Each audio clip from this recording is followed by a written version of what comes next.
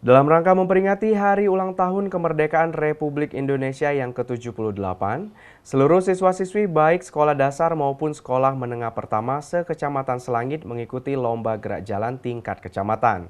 Terlihat para siswa-siswi dengan penuh semangat dan kedisiplinan untuk menjadi yang terbaik.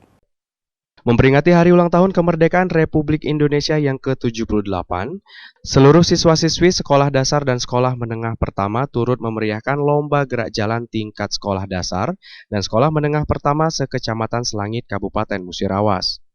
Terlihat para siswa-siswi dengan penuh semangat dan kedisiplinan untuk menjadi yang terbaik.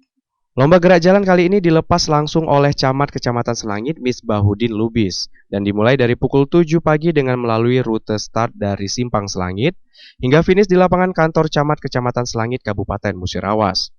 Camat Kecamatan Selangit Misbahuddin Lubis menyampaikan, pada hari ini kita telah melepas anak-anak kita lomba gerak jalan tingkat Kecamatan Selangit Kabupaten Musirawas.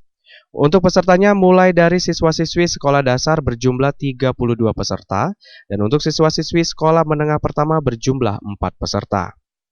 Alhamdulillah pada hari ini kita start pada pukul 7 pagi kemudian finishnya di kantor Camat Kecamatan Selangit.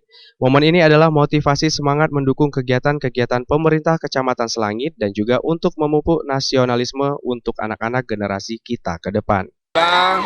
Pada hari ini kita telah melepas anak-anak kita lomba gerak jalan tingkat Kecamatan Selangit.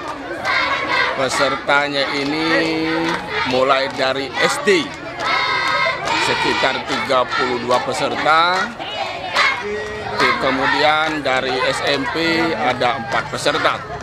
Alhamdulillah pada hari ini kita start mulai jam 7 pagi tadi, kemudian finishnya di kantor Camat Selangit. Terima kasih banyak, ini semangat adik-adik kita, walaupun hujan rintik, adik-adik tetap semangat untuk mengikuti perlombaan ini. Terima kasih. Tujuannya itu apa, Pak?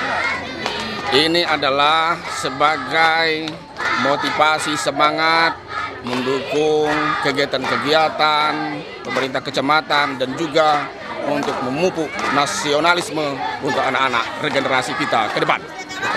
Harapan ke depannya, Pak?